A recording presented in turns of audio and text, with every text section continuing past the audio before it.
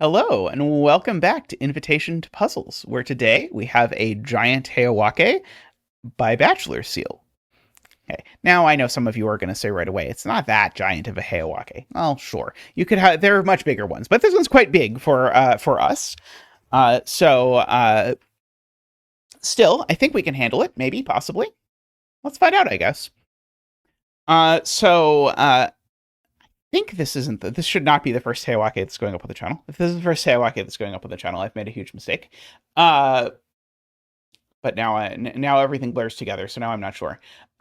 We'll try and make sure it's not the first Heyawake that goes up on the channel, so that you have a chance to practice before then. But the rules of Heyawake, just to remind you, are that we need to shade some cells. So those will be marked in this heavy black color. We can't shade two adjacent cells. So if this is black, these are all not black, which is usually traditionally green. And the clues tell you how many black cells you get. So for example, this is 2 black cells in this region. There's 4 black cells in this region, and so on. And the tricky rule is the line of sight rule. And so the rule is that you cannot ever do this. So if you have line of sight, that is a string of green cells, that can never cross 2 region borders. Okay, so totally fine if it's very long. That's totally fine. Nothing is broken. But if I make this green, now this line of sight crosses 2 region borders. That's not okay. So these would both have to be shaded in a world where all of these were green. Okay, so that is the rule. That is the tricky rule of Heyawake. I didn't say one of the simpler rules, by the way,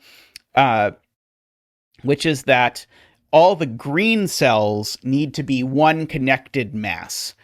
So you can't accidentally or intentionally disconnect the green cells. That's not allowed. So those two are at tension. The green cells have to be connected, but they can't be connected too straightforwardly, because if they are, then you get these lines of sight, and you break that rule. All right, there is a link down in the description so that you can try the puzzle, and let's give it a go ourselves. All right, so the first thing is that there are lots of shapes here where it's not forced. I don't think there's any shapes that I've seen where it's forced, but there are lots of shapes where you know information. And so let me show you what I mean by that. Given that I can't fit 2 shadeds next to each other, this 3 has to look either like this, and let me just show you what happens if it looks like that. Remember, everything next to everything next to a shaded cell can't be shaded. But actually, it's even better than that. If all 3 of these are shaded, then this green needs to connect to its friends, and this green needs to connect to its friends. And so we get all of this for free. Okay, that's only one of 2 possible worlds, though. What if this slanted the other way instead? So basically, this would zigzag the other way. Well, by symmetry, you can kind of already see what I'm going to say. If this zigzags the other way, these are still green because they're green on both sides of this anyway. And so, actually, this 3x3, or sorry, this 2x3 with 3 in it, it actually forces these to be green on both sides. Now, we have the same shape in a few places, a 2x3 with 3 in it. This one's not against a border, though, so I want to do this again, because when it's not against a border, it goes a little bit differently. But we still get this, where this last one here is owing to the fact that we need the greens to connect. And so because of that, we actually have another commonality here, which is only the middle cell is always green.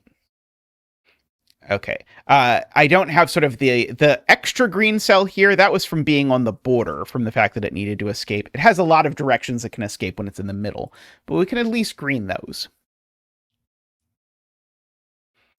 Okay, I think that's all of those.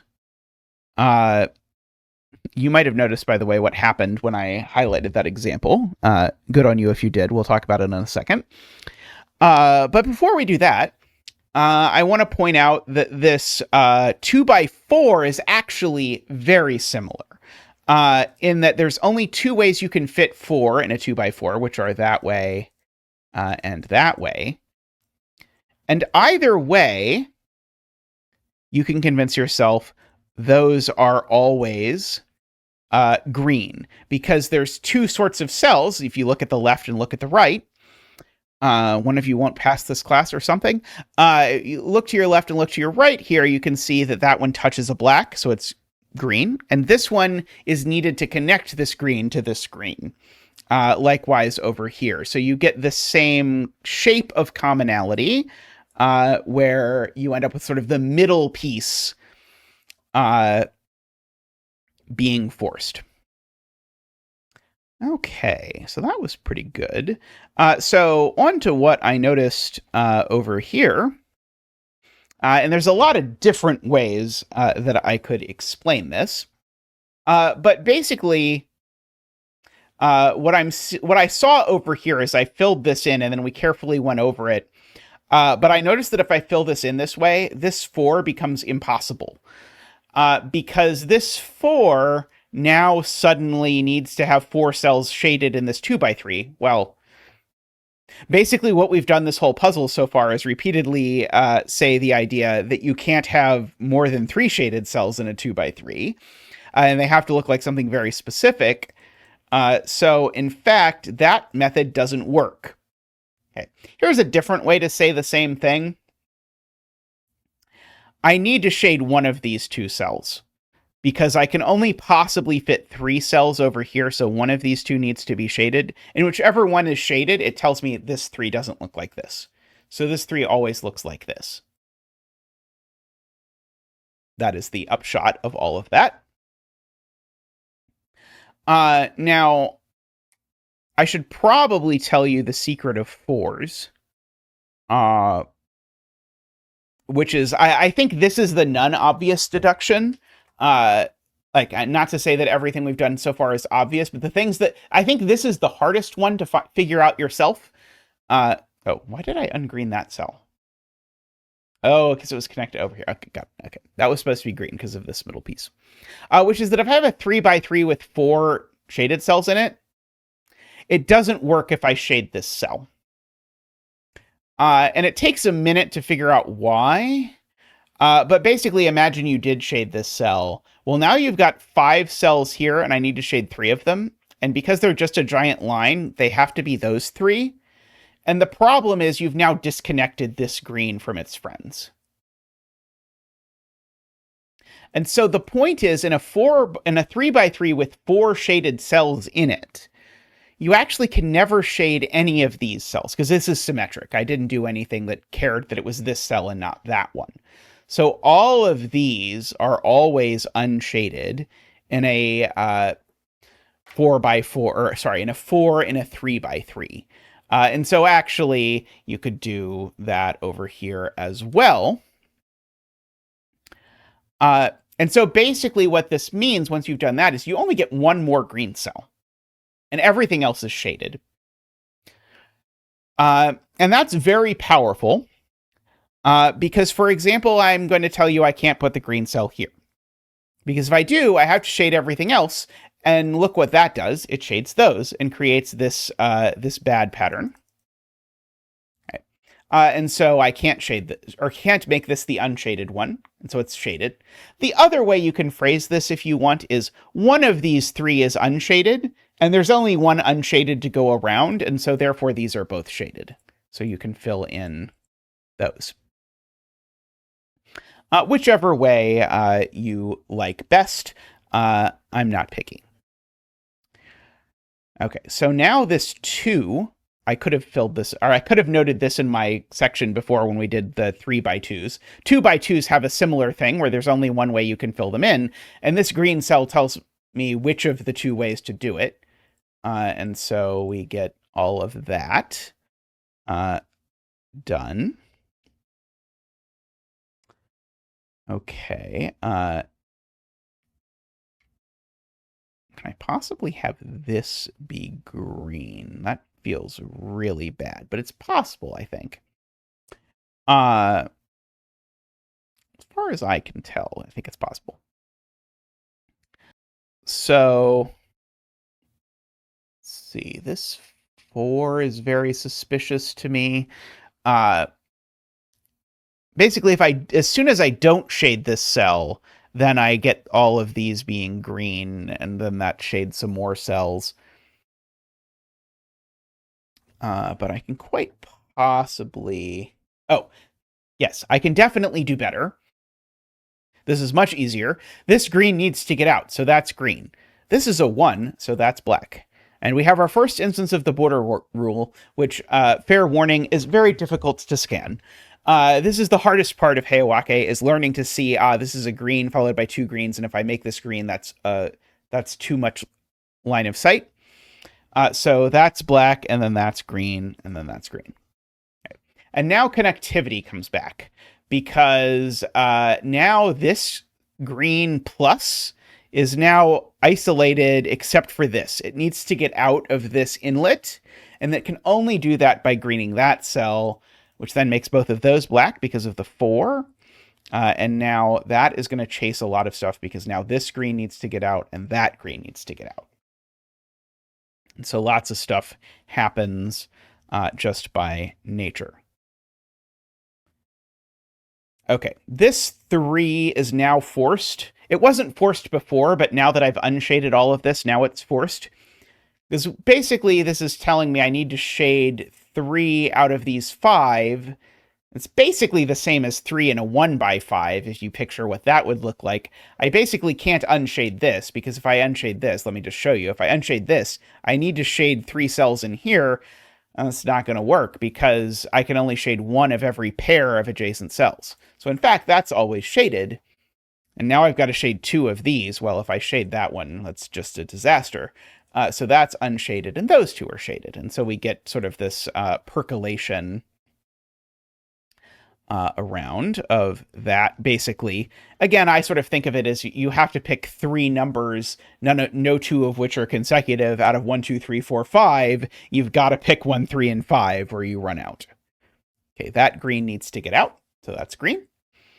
And now I get my commonalities again with the 4 and a 3x3, namely those commonalities.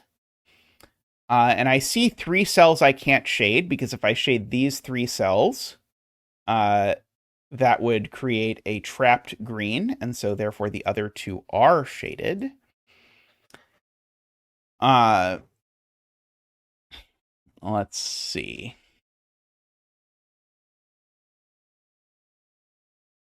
So, oh, there's a border rule just right here. This is a green into 2 greens, so that would be the second border being crossed, so we can't do that.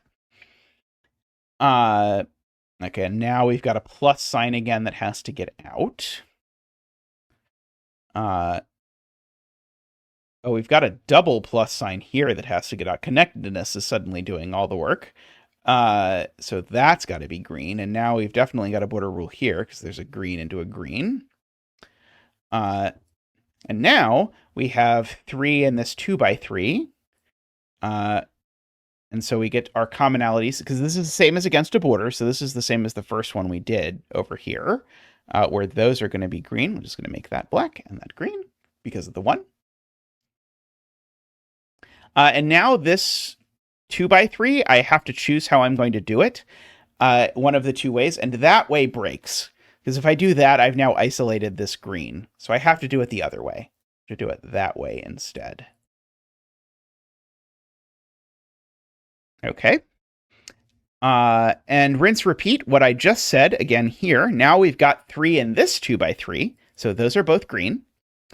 And it's actually the other way around now this time. This is the one that breaks, because if this breaks, I can trace this string of black and it actually barricades off this whole giant chunk of the puzzle. Can't do that. So now we have to do it that way. And now you would not believe this, but now we have this 2x3. So we have those commonalities. But now this one breaks, because it would now isolate all of this stuff down here. So we can do all of that. Okay, and so we got sort of a cascading sequence of stuff happening here.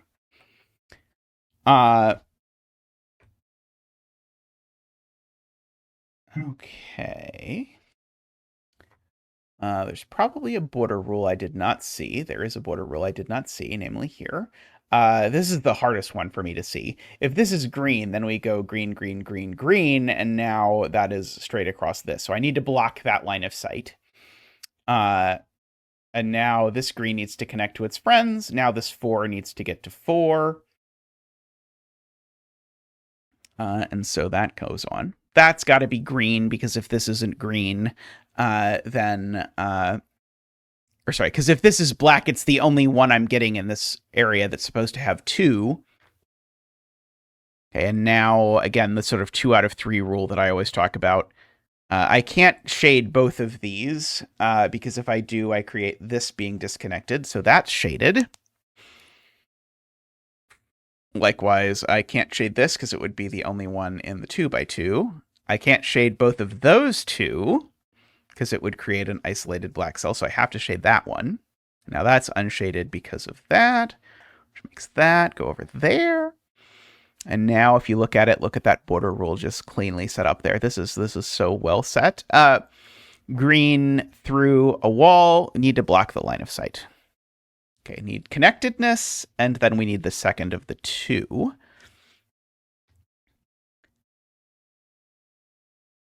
Okay, now this can't be shaded because I would disconnect this plus, so we can come back over there and figure that out. Okay, what did that do for us? I'm sure it did something.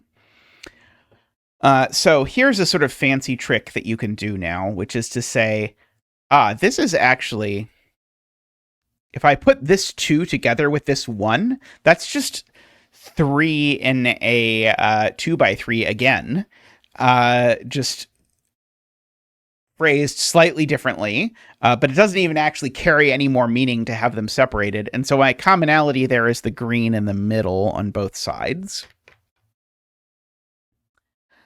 And I don't quite see what I'm doing with that. I know I'm getting my thing blocked here no matter what. These I actually can't accidentally connect to lock off the world because they're in different sort of checkerboard parities. Okay.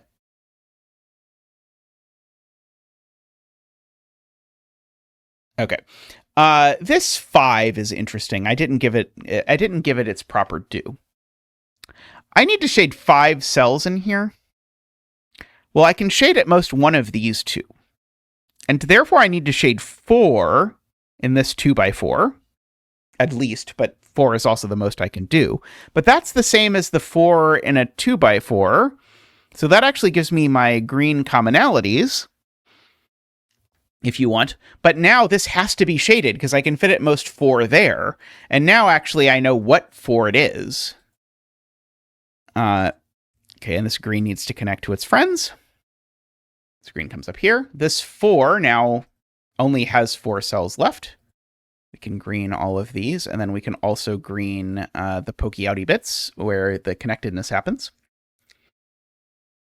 Okay, and now more magic is happening because now this 3 is basically 3 and a 5x1 again, where I need to spread these out like that, or it doesn't work. And that green needs to get out. Here's a pattern you're going to see all the time. So I'll just mention. This is 2 and a 2x2 in a corner. You can't do that.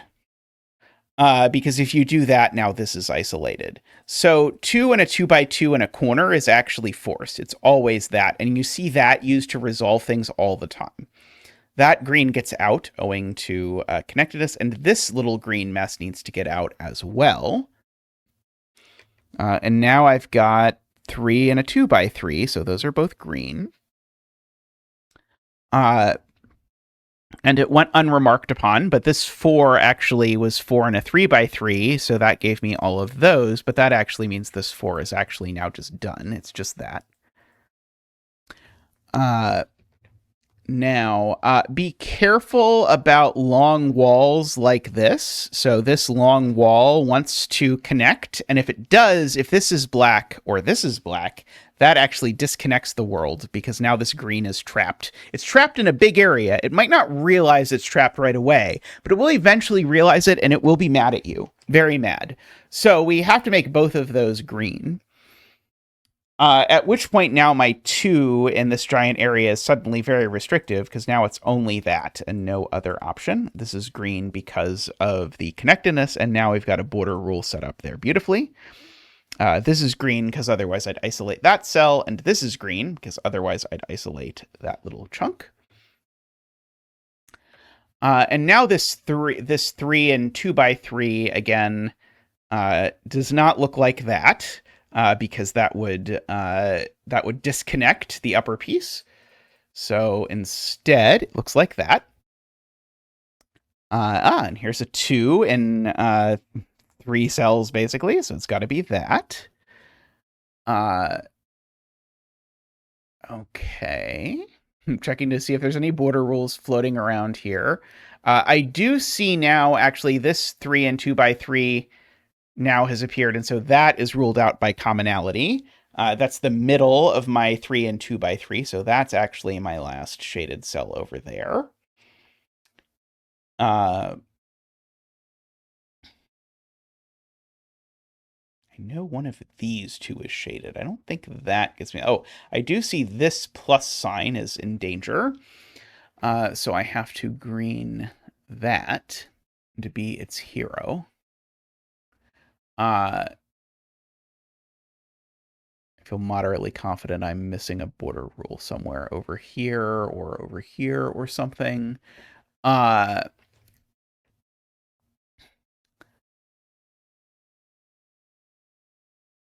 Where are you? Or am I supposed to ask about this 4? Oh, yeah, that doesn't work.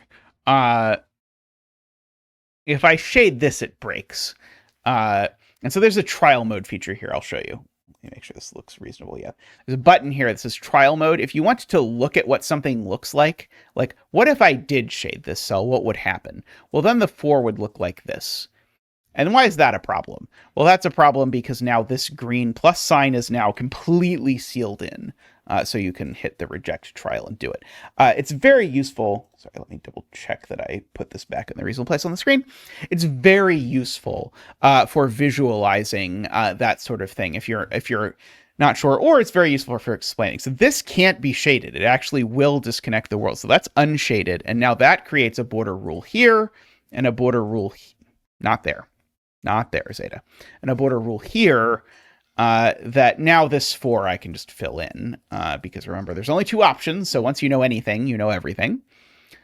And now I have 3 left in this 2x3, and this one breaks because it disconnects my double plus. So we get that, and now this 3 is fixed by that one cell. This is shaded by just the border rule in the row.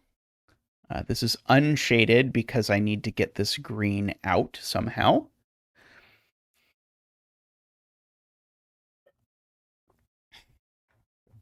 And now we've got this 4 in 3x3 again. Now it's slightly even worse, but the 4 in 3x3, remember, that's the weird one that forces all of that stuff. Okay, and now this 3 and 2x3 now has to look like that. Suddenly everything is connecting. Here's a very difficult to spot border rule, at least for me. If this is unshaded, I get line of sight straight through this room. So we can't do that.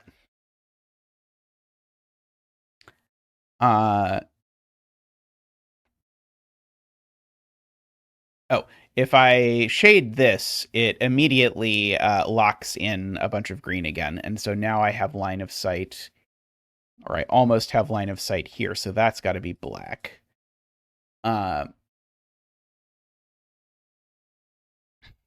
Let's see. Okay, I need one of these two to be black.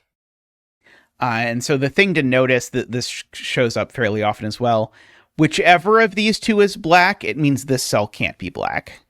Because if this is black, that can't be black because it would disconnect this green. And if this is black, well, then that's next to it and it can't be black. So this cell's always green regardless of what happens.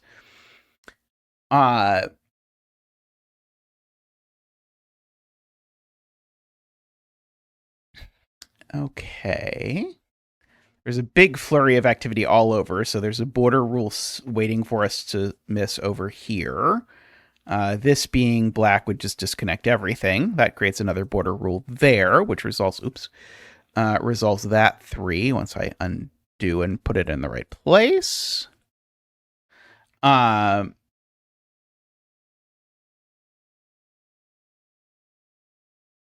Okay. There's a potential border rule here. I'd get if I make this green. I mean, actually, in both directions. Actually, if I make this green both horizontally and vertically, I break the border rule. So that's no good. Let's see here. I need to make that black to avoid extending my line of sight too far. Let's see. This already connects to the border, and this already connects. So if I make this black, I split the grid in half, but they're two huge halves. So that has to be green. But that one is a complicated to see connectedness bit. I wish it would like for the loop puzzles, some of them it will let you shade the different connected pieces of loop. I wish it would let you shade the connected pieces of green. But I think because it doesn't consider the green part of the solution, it doesn't occur to them to do that. My dinner is ready soon. I'm very excited. There's a border rule I have seen. It is another sneaky one. If this was green, I'd have line of sight straight across this room. Can't do that. I now suspect that if this is black, we disconnect the grid. Is that true? Yes, it is. If this is black, we now disconnect the grid into two, again, very large pieces, but they're still two pieces. Okay, and so now we've got a border rule running across there to resolve this. And now this 3 and what's now 2 by 3 now can't go this way, can't go that way, or it'll make a diamond. We can't make the diamond. There we go. So we've got that set up, and now this is done, because if you look at it, I need to either do this, which I can't, or that, which I can. I can't do the other one because it would create this triangle trapping these folks down here. This has got to be green to avoid trapping this green down here. This is assuredly got to be black for some reason, and it's because of the border rule. It's the line of sight across that row. Okay, let's see. Got now. Now this connects to the border, and this connects to the border. And so I can't do this anymore, or now I separate the grid into two pieces. A useful thing, by the way, just in case you're still hanging around and want another tip. A cell that's connected to the border via a long string of diagonal connections, a dark cell, I should say, is called grounded. And so actually, what eventually happened here is this cell got grounded via this long chain of stuff. And the thing you can keep in mind is you can never ground a cell twice. That is, if a cell is already grounded, it can never get connected to anything that's already grounded, basically. And the reason for that is because then it would connect to the border twice, and anything that connects to the border twice then separates the grid into two halves. Basically, that's a way to sort of internalize some of the pieces of connectedness, is that if you sort of mentally start stacking, oh, this all connects back, then you can just think, I can't connect this to this because this is grounded and this is grounded, so I have to do it this way, not that way. I have to do it this way. I find that a useful thing. It shows up a lot in more advanced Heyawake stuff, that sort of not the idea of grounding, but the consequences of it in more advanced ways of thinking about it. But I think it's just a useful way to conceptualize connectedness. I can't make this shaded because if I do, I create a connected or I isolate a piece of it. This needs to be shaded. So that's not shaded. This needs to be shaded together with the border rule. And then we're done. Beautiful, beautiful puzzle here. I don't know how much people like these bigger puzzles, so let me know how you feel about this. This still, by the way, I think this is still very beginner friendly, despite being a very large grid. Like this is still a 2-1 puzzling. I think this is lots. This puzzle really does a great job of combining an awful lot of the sort of things you see time and again in easier Heyawake puzzles. So I think if you're getting your feet wet, I hope this puzzle was very helpful for you in getting a sense of what it is that you're doing. The one downside of a giant grid, of course, is that if the grid is gigantic, then if you make a mistake, which is something you're likely to do as you're learning stuff, I understand, is then you can ruin the whole thing and then you don't get the big like, oh, you finally did it moment at the end. So if for that reason you'd prefer I stick to smaller grid puzzles, I can certainly do that. But if you like this every once in a while, I'm happy to throw in these sorts of things because I enjoy these. All right. That is going to be all for today's invitation to puzzles. Let me know if you learned anything down in the comments. Let me know how the puzzle went for you if you tried it. But I hope you learned some things about Heyawake commonalities. The biggest one, I think really the biggest commonality is just the 4 and 3x3 is not obvious.